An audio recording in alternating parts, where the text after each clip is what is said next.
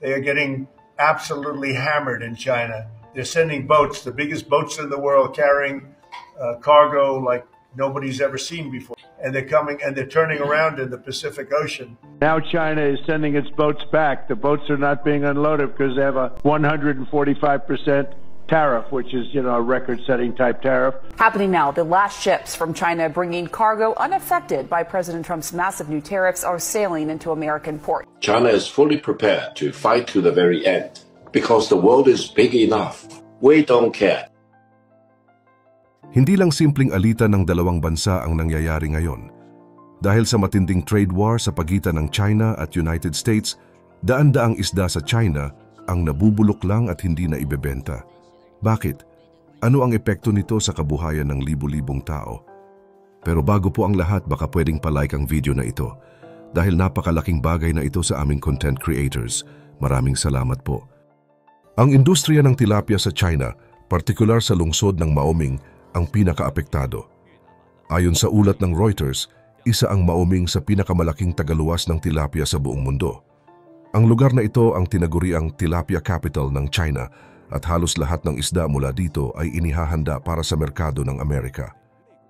Pero dahil sa bagong 170% na taripa na ipinataw ng US sa mga imported na tilapia mula China, halos sarado na ang pinto para makapasok sa merkado ng Amerika ang mga Chinese seafood.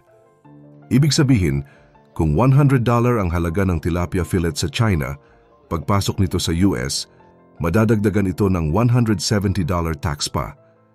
Hindi pa kasama ang gastos sa shipping at insurance, halos triple ang presyo kaya paano pa makakabili ang mga importer.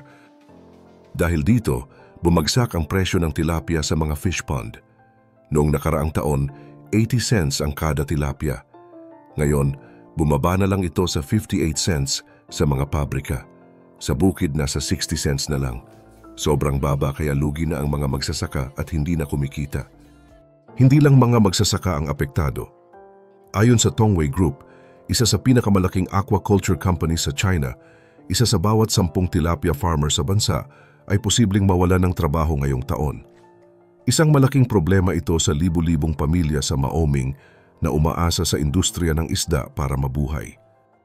Pati ang hatchery at feed producers, wala na ring orders. Dati-rati, sa panahon ng Marso hanggang Mayo, punong-puno ng order para sa bagong hatched na isda. Pero ngayon, halos wala na. Isang trabahador ang nagsabing ito na raw ang pinakamahirap na taon. Nakakatakot ang sitwasyon. Ang mapabrika na dati ay umaasa sa Amerika para sa kanilang kita, ngayon ay wala nang pinagbebentahan. Ayon sa ilang procurement officers, 60% ng kanilang tilapia ay ibinebenta sa US.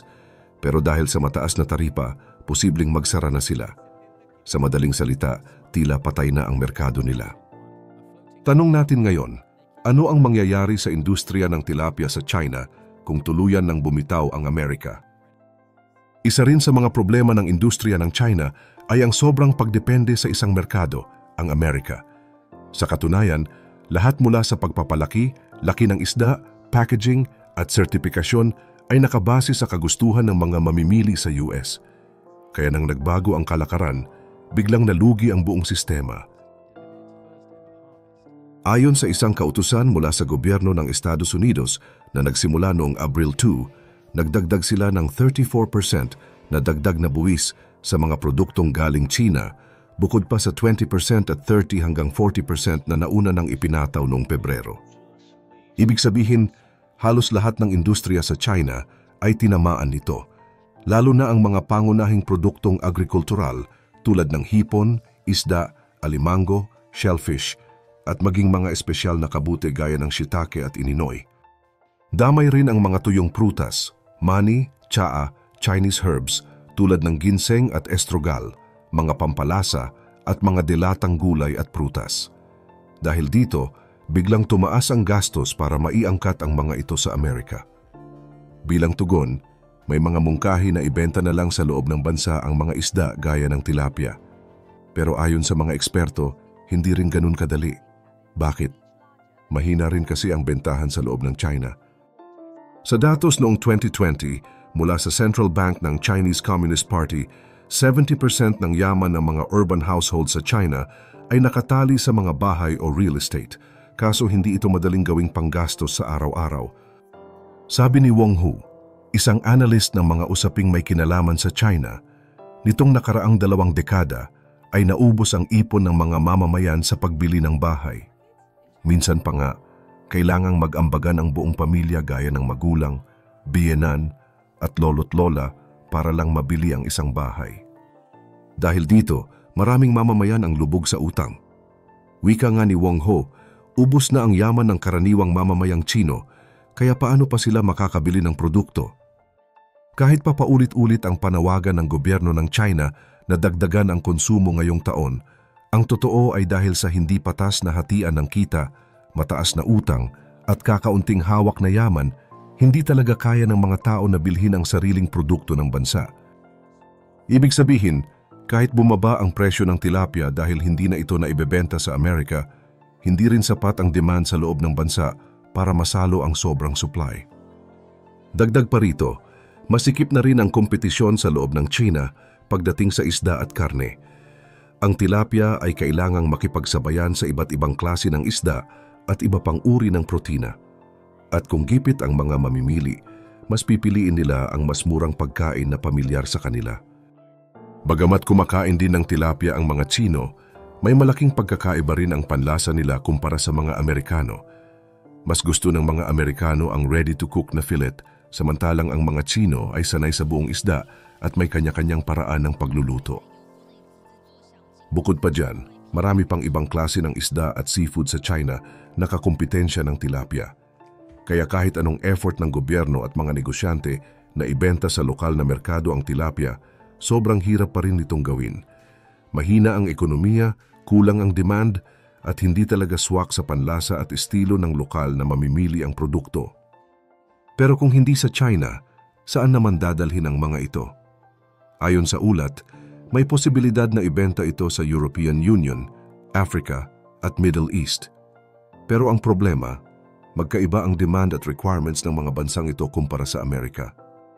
Kaya kakailanganin pa ng malawakang pagbabago mula sa paggawa ng produkto, marketing, hanggang pagsunod sa panibagong batas ng ibang bansa. At syempre, malaking puhunan at oras ang kailangan dito. Sa ngayon, hindi pa rin sigurado kung maibabalik o mapapalitan agad ang nawalang kita mula sa US market. Ayon pa kay Wong Hu, ang tunay na layunin ng matinding pressure mula sa US ay hindi para sirain ang ekonomiya ng China, kundi para pasimulan ang pagkakawatak-watak sa loob ng Communist Party. Paano kung ang tunay na laban ay nasa loob mismo ng gobyerno ng China at hindi sa labas? Dahil sa mabilis na ganti ng China, tumaas ang mga reciprocal tariff, dahilan para halos tumigil ang trade o kalakalan ng dalawang bansa. Halos 245 na ang kabuang taripa ng Amerika sa mga produktong galing China. Isa sa mga tinamaan ng husto ay ang seafood industry ng China. Marami sa mga produktong dati ay ine-export papunta sa Amerika gaya ng hipon, alimango, kabibe at isda ay na-stuck na lang sa loob ng bansa. Kaya nga sinasabing may mga pagkaing dagat ngayon sa China na nabubulok na lang. Paano na ang mga mangingisda at negosyong umaasa sa export kung mismong lokal na mamimili ay hirap ding bumili?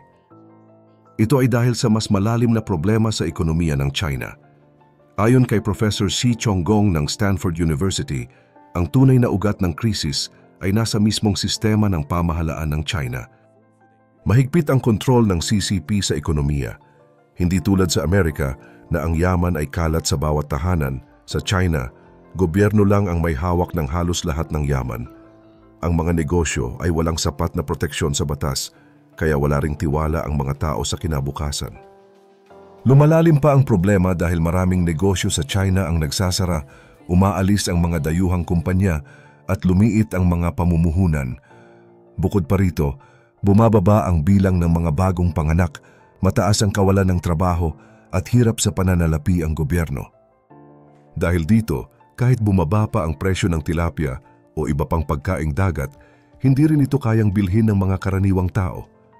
Marami ang baon sa utang at inuuna ang mas mahalagang gastusin. Ayon pa kay Wong Hu, ang sistema ng ekonomiya ng CCP ay parang isang malaking sweatshop. Gumagawa ng produkto ang mga mamamayan, pero hindi nila kayang bilhin ang sarili nilang gawa. Isa itong napakalaking problema. Sa kabila nito, tuloy ang propaganda ng CCP sa media na pinalalabas na ang ginagawa ng Amerika ay pag-atake sa buong China, imbes na laban lang sa pamahalaang komunista. Kaya habang pilit inilalako ng China ang kanilang mga produkto sa ibang bansa gaya ng Europa, Africa at Middle East, hindi pa rin ito sapat para mapalitan ang nawalang kita mula sa Amerika. Malaki ang pagkakaiba ng panlasa at pangangailangan ng mga merkado at nangangailangan ito ng panibagong sistema ng produksyon at marketing na magastos at matagalang proseso. Sa ngayon, malinaw na hindi lang issue ng isda o taripa ang kinakaharap ng China, kundi isang mas malalim na krisis na ugat ay ang mismong sistema ng pamahalaan nila. Habang patuloy ang pagputol ng ugnayan ng Amerika sa CCP, mas ramdam ito ng mga ordinaryong mamamayan. Ikaw, sa tingin mo, dapat ba talagang itigil ng ibang bansa ang pag-angkat ng produkto mula China? O dapat bang tutukan muna ng China ang kapakanan ng sarili nilang mamamayan? Ibahagi ang iyong opinyon sa ibaba at huwag kalimutang mag-subscribe para sa mas marami pang update.